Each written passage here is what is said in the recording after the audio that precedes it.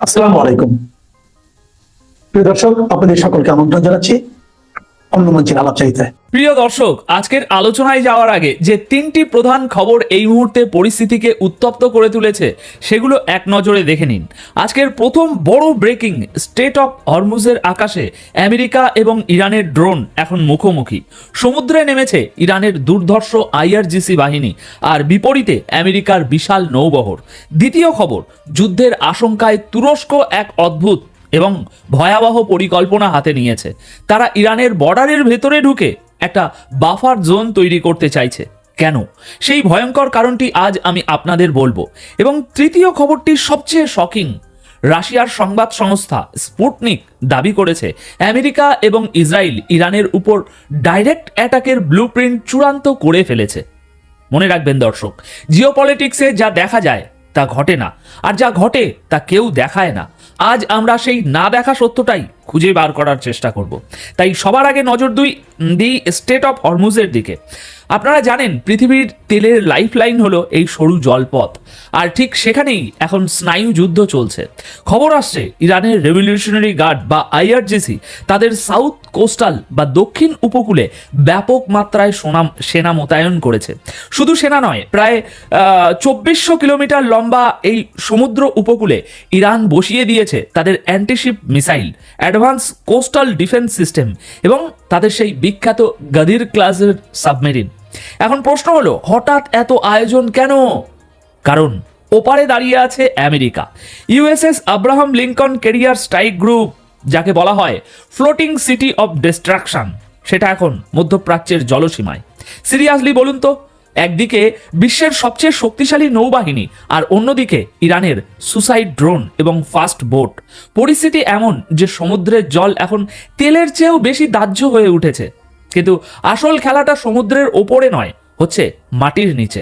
Iran খুব ভালো করে জানে আমেরিকার এয়ার পাওয়ারের সাথে তারা সোজাসুজি পারবে না, তাই তারা বেছে নিয়েছে অ্যাসিমেট্রিক ওয়ারফেয়ার যুদ্ধনীতি।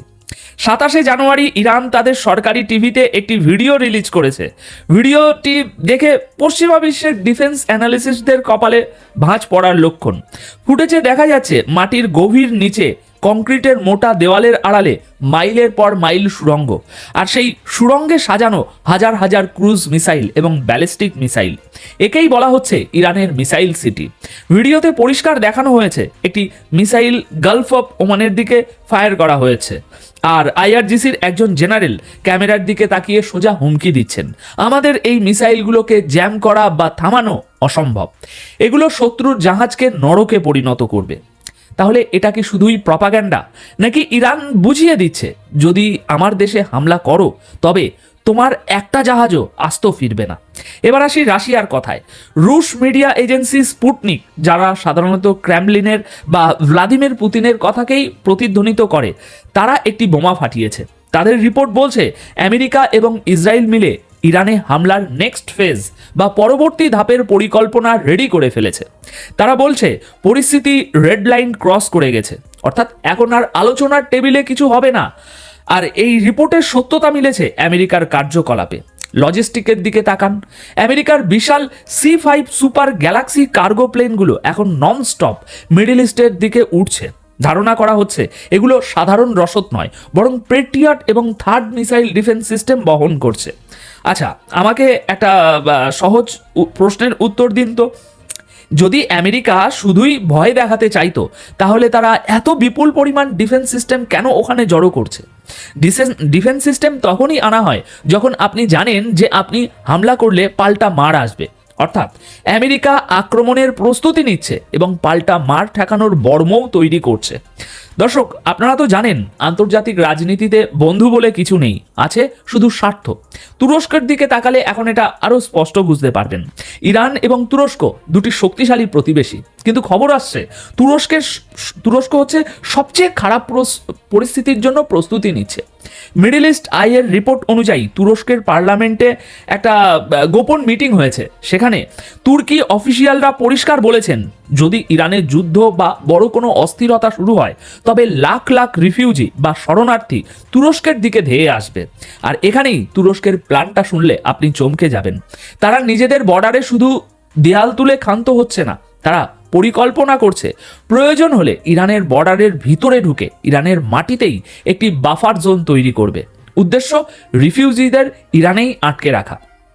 তাহলে চিন্তা করুন একবার, একটি স্বাধীন দেশের সীমানার ভেতরে ঢুকে অন্য দেশ বাফার জোন বানাচ্ছে। এটা আন্তর্জাতিক আইনে যুদ্ধ ঘোষণার সামিল। কিন্তু তুরস্ক বলছে তাদের কাছে উপায় নেই।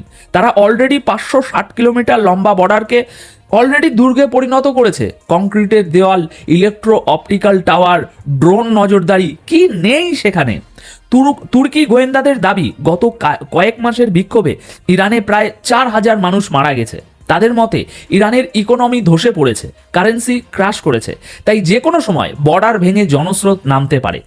তাহলে তুরস্কের এই প্রস্তুতি কি প্রমাণ করে না যে তারা নিশ্চিত বড় কিছু একটা ঘটতে যাচ্ছে, তার ইঙ্গিত পাচ্ছে?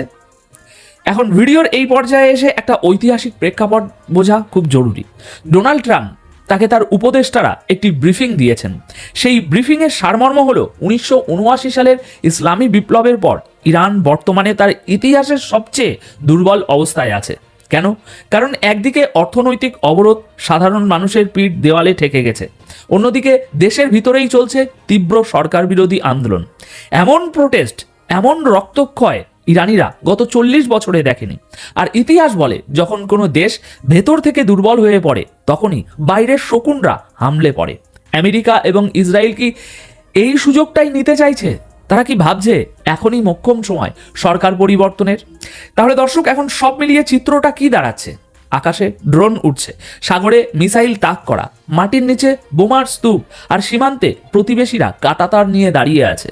আমি কোনো যুদ্ধবাজ নই, আমি চাই না একটাও গুলি চলুক। ইরান, আমেরিকা বা ইসরায়েল, যেখানের সাধারণ মানুষই হোক না কেন, যুদ্ধ দিন শেষে সাধারণ মানুষই যুদ্ধে ভুক্তভোগী হয়। কিন্তু একজন অ্যানালিস্ট হিসাবে আমি যা দেখছি তা হলো, বারুদের স্তূপে আগুন লাগতে শুধু একটা ছোট্ট স্ফুলিঙ্গের অপেক্ষা। হতে পারে সেটা কোনো তেলের ট্যাঙ্কার কিংবা কোনো ড্রোন ভূপাতিত করা। এখন প্রশ্ন হলো, এই হাই ভোল্টেজ ড্রামা কি শেষ পর্যন্ত যুদ্ধে গড়াবে, নাকি এটা শুধুই একে অপরকে চোখ রাঙানি? আপনারা কি মনে করেন? তুরস্ক কি সত্যি ইরানের ভিতরে ঢুকে বাফার জোন তৈরি করতে পারবে, নাকি এতে পরিস্থিতি আরো ভয়াবহ হবে? নিচে কমেন্ট সেকশন খোলা আছে, আপনাদের মতামত আমাকে জানান। আর হ্যাঁ, যদি মনে হয় আমি নিরপেক্ষভাবে আসল তথ্যটা তুলে ধরতে পেরেছি, তবে ভিডিওটিতে একটি লাইক দিন এবং শেয়ার করুন, কারণ সত্যটা জানা আপনার অধিকার। ধন্যবাদ আপনাদের সকলকে।